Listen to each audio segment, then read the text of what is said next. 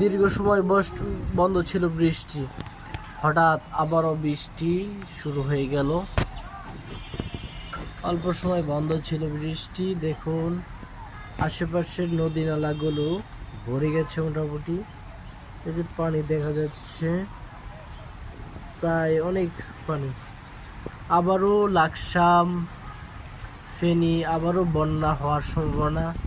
কালকে দেখেছি অনেক পানি, দোকানের তলে অনেক পানি চলে গেছে, খুবই পানি। মানে এই পানির কারণে কিন্তু মানুষের জনজীবন একবারে দুর্বিষহ হচ্ছে।